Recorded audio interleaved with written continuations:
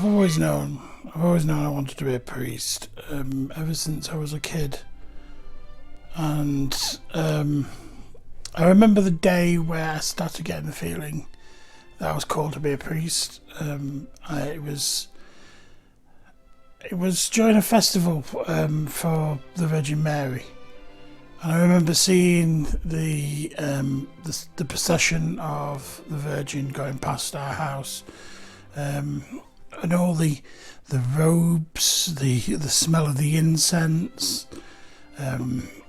Funnily enough, my sister happened to be a flower girl for that festival, so she was throwing rose petals on the floor. And that's really where my journey started, because it was after seeing that and people noticing that I was stood at the end of the path watching it go past. Actually, funnily enough, somebody from the church came to our house and asked if I would like to be an altar boy. And obviously, seeing all this it blew my mind. And it was a yes. It was a yes for me. So I went to the Anglican church and was a serving altar boy there for many years. But I still knew while I was there that there was something about watching the priest around the altar, sensing the altar and things like that. It spoke 1,000 words to me. And I didn't know at first what it was speaking about. But then obviously, as the years went by and I got into my young teens, and speaking to our priest, I realised that actually that was what was happening. God was calling me to the priesthood. So that was my journey within the Anglican Church. And then something happened which stopped me being a priest within the Anglican Church. And I discovered independent Catholics. And at the time, the church I discovered was the English Catholic Church, which at the time was led by a bishop called Bishop Robert McBride. And luckily enough, they had a parish near to where I lived at the time. And so I contacted the priest there and started attending there. So I got into independent Catholicism that way. And then I think, if I'm right, I was told there I would never be a priest. But I still had this calling. And so I looked further and came across what was then the Liberal Catholic Apostolic Church. It's now the Old Catholic Apostolic Church. And I was welcomed with open arms. And so I started training there, went through I was going to say lay orders, but they're not, the minor orders. I was made to the subdiaconate, and then through to the diaconate under Bishop David Upton, and obviously eventually was ordained to a priesthood by Bishop David Upton. And I'd finally got to where I felt God was calling me, and to be able to celebrate the first Mass as a priest, the feeling was unbelievable. The ordination was wow. I mean, I got all my family and friends there, and the ordination was wow. But to celebrate the first Mass as a priest, as a Catholic priest, the feeling was unbelievable. And so that's where my journey continued. And then a few years later, I'd left what was now the OCAC. Still remained friends with quite a few people there.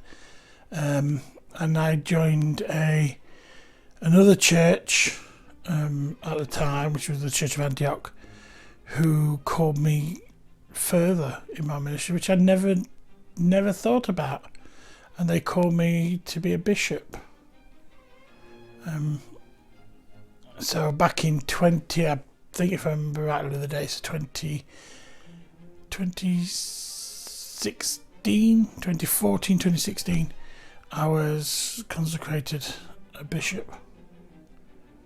And sadly, something went off within that church, some things I didn't agree with, and so I left. And I came upon the Progressive Catholic Church, which at the time was under the leadership of the Most Reverend Edmund Cass. And while I've been there, the church, it finally felt like home. There was no searching for anything, everything. People were just wonderful. The clergy were wonderful. I became the bishop of the north of England at the time, and then became the bishop of the whole of England when the southern bishop left.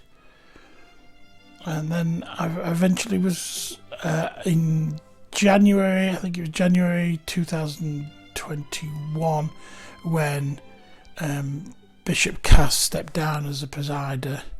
We had an election for a new presiding bishop, and the church and the Holy Spirit felt to call me to be the presiding bishop of the Progressive Catholic Church. And that's where I am today. It's one of those things. I'm in that role within the church. I'm trying to lead the church the best I can with the help of fellow bishops. And with those fellow bishops, we've grown. We're growing all the time. And it's just a wonderful experience to be with like-minded people.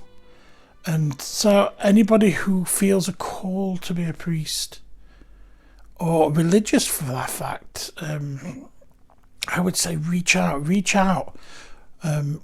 pray about it, reach out to people, speak to family, friends, and you never know.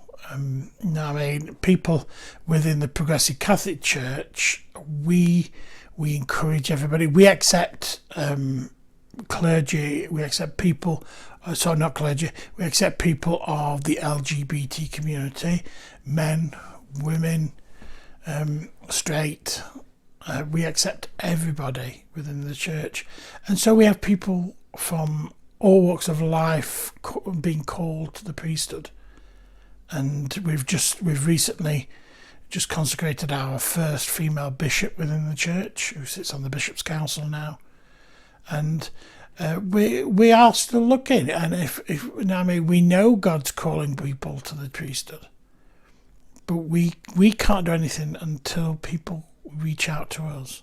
So if you are feeling called to the priesthood, then why not get in contact with our Director of Ordinance, who will show you the path and will work with you, because that day you are ordained to the priesthood, your life changes forever, and it's such a wonderful life of being a priest.